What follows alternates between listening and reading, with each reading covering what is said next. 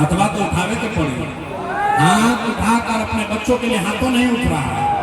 अरे हाथ उठाकर बोलिए, अपने बच्चों की चिंता है कि नहीं है? है कि नहीं है? है। पूरा का पूरा समाज झूठ बोल रहा है, सारे लोग झूठ बोल रहे हो। किसी नेता का दम नहीं है। आपके गांव में, आपके शहर में आकर हम कह रहे हैं, सब लोग झूठ बोल रहा। आपने कहा कि हमको हमारे बच्चों की चिंता है। मेरे भाई, हम अपना घर परिवार छोड़ के 3 बरस पैदल चले, 5000 से ज्यादा गांव में गए हैं, आज आपके बाजार में आए हैं। रास्ता में अगर 100 बच्चे मिले, रास्ता में अगर 100 गो बच्चा मिला, आपके गांव जवार का अगर 100 गो बच्चा मिला, आधा से ज्यादा नवादा में बच्चों के, छोटे बच्चों के शरीर पर, आपके बच्चों के शरीर पर शुद्ध कपड़ा नहीं है। आप मेरे साथ किसी भी गांव में चलिए, जितना छोटा बच्चा मिलेगा, ज्यादातर बच्चों के पैर में हवाई चप्पल भी नहीं है।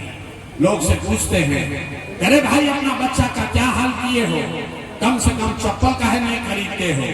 लोग बताते हैं कि भैया इतना गरीबी है, इतना चोरी, इतना भ्रष्टाचार है, कहां से बच्चा को पढ़ाएं, कैसे खिलाएं, कैसे कपड़ा पहनाएं? तो मेरे भाई, जिन नेताओं ने आपका और आपके बच्चों का ये हाल कर दिया कि आपके बच्चे के शरीर पर कपड़ा नहीं, पैर में चप्पल नहीं, खाने के लिए बढ़िया भरपेट भोजन नहीं, आपका बच्चा बीमार पड़ता है तो यहाँ नवादा में दवा डॉक्टर अस्पताल नहीं, वही नेता अभी 2-3 महीना के बाद आएगा वोट मांगने।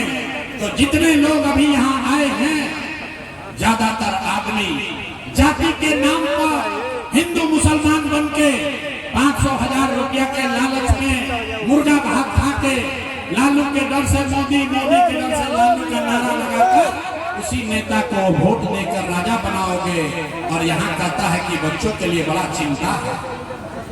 अरे भाई, अपने बच्चों के नाम पर झूठ बोल रहे हो तो आप नहीं भोगिएगा, आपका बच्चा नहीं भोगेगा तो कौन भोगेगा? हम कोई मीठा बात नहीं बोलते हैं, बिहार के आदमी को सुधरना ही नहीं है। हम गांव में चलते हैं, पूछते हैं, भाई बताओ वोट किसको दिए थे? बोला भाजपा को। बोले पूछे काहे? बोला मोदी जी को देख के दिए थे। पूछे क्यों दिए? बोला मोदी जी का सीना है 56 इंच का, 56 इंच का सीना है मोदी जी का। देखिए बिहार के लोगों का दुर्दशा। यहाँ रजौली के गांव में बैठ के, यहाँ नवादा के गांव में बैठ के आपको ये समझ है कि मोदी का सीना 50 इंच है कि 56 इंच, लेकिन अपने बच्चों का, पूरे बिहार के बच्चों का खाए बगैर सीना सिकुड़ा के 15 इंच हुआ है, ये आपको नहीं दिख रहा है रे भाई। तो कैसे सुधार हो? कैसे सुधार हो? आदमी कह रहा है कि भैया हम लोग के पास विकल्प नहीं था।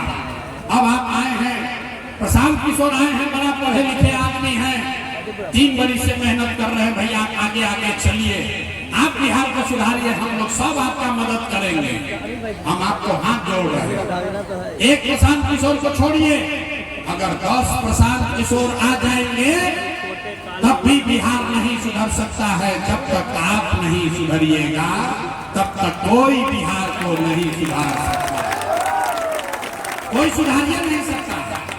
5 बरस आदमी यहाँ नरक का जिंदगी जी रहा है। जिस गांव में जाइए, लोग कहता है भैया नाली गली नहीं है, बच्चों के लिए पढ़ाई नहीं है, रोजगार नहीं है, खाने को नहीं है, घर नहीं है, बाल बच्चा गया है बाहर कमाने के लिए, बड़ा कष्ट में जी रहे हैं। 5 बरस आप इस कष्ट में जी रहे हैं, नरक का जिंदगी जी रहे हैं। अब 5 बरस के बाद जब राजा बनाने का दिन आएगा, वोट का दिन आएगा, तो सारा कष्ट भूल जाइएगा। वोट के दिन एक गो बात बुझाएगा, हमारा जात के खड़ा बा, चलो उनके के वोट दिया। वो नेता चोर हो, बदमाश हो, आपका और आपके बच्चों का लूट के ले गया है, लेकिन अपना जात का है तो उसी का जाके बटन दबाओगे तो कैसे सुधार होगा? नहीं सुधरने वाला। अरे भाई, हम एक भाषण दें कि 10 को, 3 बरस पैदल चले कि 30 बरस चल दे, ये सुधरने वाला नहीं है।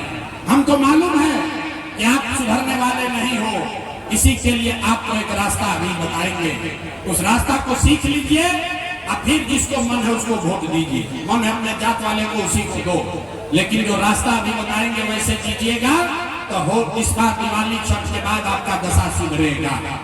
सारे लोग एक बात समझिए, जिसको वोट देना है दीजिए, लेकिन एक बात तय कीजिए, जिन नेताओं ने आपको पूरे बिहार को लूटा है, जिन नेताओं ने आपके बच्चों को अनपढ़ बना दिया, मजबूर बना दिया, जिन नेताओं ने बिहार को लूटा है, आपके पेट पर लात मारा है, वो आपके जाति का है या धर्म का, गांव का है या दल का, उसको वोट नहीं देना है।